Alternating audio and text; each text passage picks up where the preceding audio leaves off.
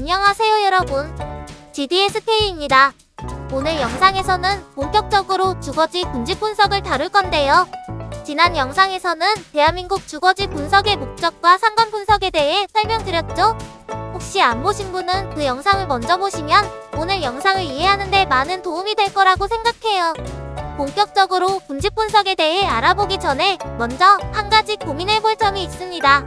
지난번 영상에서 상관 분석에서 보신 것처럼 변수들은 서로 상관관계가 높기도 하고 낮기도 합니다. 예를 들어 군집 분석에서 사용한 소득과 인구 비율 데이터를 보겠습니다. 평균 가구 원수와 가구 소득과의 상관관계를 보면 0.78의 높은 상관관계를 보입니다. 아래 산점도에서도 확인할 수 있듯이 평균 가구 원수가 증가함에 따라 소득도 함께 증가하는 우상향 경향을 보입니다. 그러니까 평균 가구 원수가 높으면 가구 소득이 높다고 추정할 수 있는 거죠. 그러면 두 변수 중에 하나만 사용해도 되는 것이 아닐까? 이런 생각이 들거든요. 아니면 보다 정확한 분석과 예측을 위해서는 모든 변수를 다 사용해야 하는 걸까요? 이 질문에 대한 답은 바로 다중공선성입니다. 다중공선성이란 분석에 사용된 일부 변수가 다른 변수들과 높은 상관관계를 가질 때 발생하는 현상인데요. 분석에 부정적인 영향을 미칠 수 있습니다. 다중공선성이 있는 경우 각 독립 변수의 개별적인 영향을 분리하여 해석하기 어려워질 뿐만 아니라 분석 모델이 과적합될 가능성도 높아집니다. 이번 분석에서는 태블로의 군집 분석 기능을 활용했지만 다중공선성 검증은 태블로에서 별도로 제공하는 기능이 없어서 파이썬을 사용해 보완했습니다. 군집 분석에는 평균 가구 소득과 인구 비율 데이터를 포함한 총 13개의 컬럼을 사용했고요. 다중공선성을 판단하기 위해서 VIF, 즉 분산 팽창 요인 지수를 사용했습니다. VIF는 R제곱 값을 이용해서 계산하고요. 값이 높을수록 다중공선성이 강하다고 판단합니다. 이번 분석에서는 VIF 지수가 10을 큰 폭으로 넘는 컬럼들을 다중공선성이 강하다고 판단해서 제외했습니다. 파이썬을 활용해서 분석한 결과 평균 가구 원수 컬럼이 가장 높은 다중공선성을 보였습니다. 이건 상관 분석에서 확인한 것과 같네요. 따라서 평균 가구 원수를 분석에서 제외해도 평균 가구 소득과 중고등 인구 비율 컬럼을 사용하면 충분히 데이터를 설명할 수 있다고 판단할 수 있습니다. 결론적으로 다중공선성 검증을 통해서 5개의 주요 컬럼만 남게 되었는데요. 평균 가구 소득, 0세 인구 비율, 중고등 인구 비율, 20대 인구 비율, 65세 이상 인구 비율 등 이 5개의 컬럼만을 사용해서 군집 분석을 진행했습니다. 그럼 이제 군집 분석 본론으로 들어가겠습니다. 군집 분석은 소속 그룹에 대한 정보가 없는 다변량 자료에서 성격이 비슷한 객체들을 묶어서 자연스러운 군집을 만들어가는 과정입니다. 각 데이터 사이의 유사성을 측정하여 여러 개의 군집으로 나누는 방법이죠. 군집 내에서는 동질성이 높고 군집과 군집 사이에는 이질성이 높은 데이터들을 구분할 수 있습니다. 태블로에서 제공하는 군집 분석 방법은 가장 널리 알려진 K평균 군집 분석, K민즈를 사용합니다. 군집 분석은 비지도 학습에 속하기 때문에 사용자가 군집수, 즉 K값을 지정해줘야 하는데요. 이번 리포트에서는 13개의 군집으로 설정했습니다. 여기서 중요한 것은 군집수를 13개로 정한 것에 대한 타당성 평가입니다. 그래서 파이썬을 이용해서 타당성을 평가했고 이때 실루엣 개수를 사용했습니다. 실루엣 개수는 각 데이터 포인트가 잘 클러스터링 되었는지 각 군집의 품질을 정량적으로 평가할 수 있는 지표입니다. 실루엣 개수는 개별 데이터가 할당된 군집의 다른 데이터와 얼마나 밀접하게 군집화되어 있는지, 그리고 다른 군집에 있는 데이터와는 얼마나 멀리 떨어져 있는지를 측정합니다. 이 값이 1에 가까울수록 군집화가 잘 이루어졌다고 평가할 수 있습니다. 이 방법을 이용해서 저희가 선택한 13개의 군집이 실제로 타당한지 확인해 봤습니다. 분석 결과를 보면요. 13개의 군집에서 실루엣 개수가 0.84로 가장 1에 가까웠습니다. 또 그래프에서도 이 결과를 검증해봤습니다. 화면에서 보는 것처럼 3,500여 개 대부분의 데이터가 0.84를 넘는다는 것을 알 수 있습니다.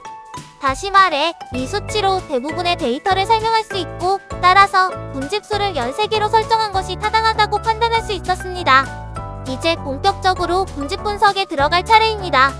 앞에서 말씀드린 것처럼 다중공선성 검증을 통해서 평균 가구 소득, 영세 인구 비율, 중고등 인구 비율, 20대 인구 비율, 65세 이상 인구 비율 등 5개의 지표를 선정했고, 이를 이용해서 전국의 3,500여 개의 행정동을 13개의 군집으로 분류했습니다. 태블로에서 군집 분석을 실행하는 방법은 매우 간단합니다. 먼저 분석하고자 하는 컬럼을 행과 열에 배치하면 되는데요. 예를 들어 평균 가구 소득을 행에 두고 영세 인구 비율을 열에 배치합니다. 그런 다음 마크의 세부 정보에는 행정동 코드를 배치해서 마크 하나당 하나의 행정동이 나타나도록 설정합니다. 그 후 분석 탭에서 클러스터 옵션을 드래그 앤 드롭하면 군집 분석을 수행할 수 있는 변수를 선택하고 군집의 수를 설정할 수 있습니다. 저희는 군집 수를 13으로 했죠. 그리고 소득이 높은 순서대로 클러스터 번호를 부여했고요. 분석한 결과를 지도를 이용해서 시각화했습니다. 지도 옆에는 각 클러스터의 대표적인 수치를 프로파일링 할 수 있게 했고요. 아래쪽에서는 방사형 차트와 산전도를 통해서 클러스터들이 가진 특성을 한눈에 확인할 수 있도록 했습니다. 지도를 보면요. 소득이 가장 높은 1번 클러스터는 보라색으로 표시하고 그 다음으로 높은 2번부터 4번까지는 청색 계열, 5번부터 8번까지는 녹색 계열, 9번부터 11번까지는 황색, 그리고 12번과 13번 클러스터는 적색으로 표시했습니다. 같은 색 계열 내에서 세부적으로 구분되는 부분은 인구 비율에 따라 나뉘도록 했습니다. 지도를 전국 차원으로 보면 전국의 군집 분포가 어떻게 되는지도 바로 확인할 수 있습니다. 다시 서울로 돌아와서 리포트를 자세하게 보겠습니다. 1번 클러스터는 서울의 어느 지역에 분포하고 있을까요? 수치 차트에서 1번 클러스터를 클릭하고 지도를 보면요. 서울의 강남 지역에 많이 분포하고 있는 것을 볼 수 있어요.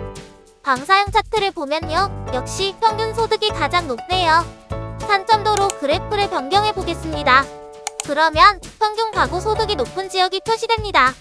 그리고 각 행정동의 세부 정보를 볼 수 있습니다. 오른쪽 위쪽의 행정동 목록 보기를 클릭하면 구체적인 데이터를 확인할 수 있습니다. 이렇듯 태블로에서는 다양한 통계 기법들을 손쉽게 활용할 수 있다는 강점이 있습니다. 특히 이런 기법들을 시각화에 바로 적용할 수 있어서 분석 과정이 더욱 직관적이고 효율적입니다. 예를 들어 F통계량이나 P-밸류와 같은 주요 통계각들도 태블로가 자동으로 계산해주기 때문에 복잡한 계산 없이도 신뢰성 있는 분석 결과를 도출할 수 있습니다. 물론 앞서 보신 것처럼 태블로에서 제공하지 않는 일부 고급 통계 기능도 있을 수 있습니다. 하지만 기본적으로 제공되는 K민즈 군집 분석만으로도 충분히 신뢰도 높은 분석을 해낼 수 있습니다. 만약에 더 복잡하거나 심층적인 분석이 필요하다면 이 리포트에서 보여드리는 것처럼 파이썬과 같은 외부 도구를 활용해 보완할 수도 있습니다. 이렇게 하면 태블로의 강력한 시각화 도구와 외부 분석 툴의 정교함을 결합해서 더욱 완성도 높은 결과를 얻을 수 있습니다. 그런데 주거지에서 매우 중요한 요소 중에 하나가 바로 교통이죠. 반면에 교통이라는 지표는 수치화된 데이터로 파악하기 힘듭니다. 그래서 이번 리포트에서 각 클러스터들이 교통망, 특히 고속도로 및 철도와 어떤 관계가 있는지 지도를 이용해서 시각화했습니다. 먼저 고속도로를 보면요. 특히 경부고속도로를 따라서 소득이 높은 지역들이 분포하고 있는 것을 볼 수 있습니다. 이 경로를 따라 있는 행정동들이 상위 클러스터에 속해 있다는 점에서 교통 접근성과 소득 간의 연관성을 시사하고 있죠. 오른쪽 지도에서는 철도 데이터를 확인할 수 있는데요. 수도권에 빽빽하게 깔린 지하철망이 눈에 띕니다. 지하철 노선이 많은 지역에서는 역시 인구 밀도가 높고 이를 바탕으로 다양한 소득 클러스터들이 분포하고 있는 것을 시각적으로 쉽게 확인할 수 있습니다. 이렇게 교통 인프라와 소득 분포 간의 상관관계를 살펴보는 것도 매우 흥미롭네요. 지금까지 군집 분석을 진행한 목적과 그 방법과 과정, 그리고 결과 리포트까지 전반적으로 소개해드렸습니다. 저희 GDSK가 데이터를 어떻게 활용해서 어떻게 대한민국의 행정동 군집을 구성하고 분석했는지 이해하는 데 도움이 되셨길 바랍니다. 그리고 이렇게 분류한 각 클러스터의 특징에 대해서는 다음 영상과 블로그로 계속 다룰 계획입니다. 또 앞으로도 계속해서 더 많은 유익한 분석과 태블로 활용 팁을 다루는 영상을 제작할 예정이니 구독과 좋아요로 함께 해주시길 부탁드립니다. 댓글로 궁금한 점이나 더 알고 싶은 주제도 남겨주세요. 고맙습니다.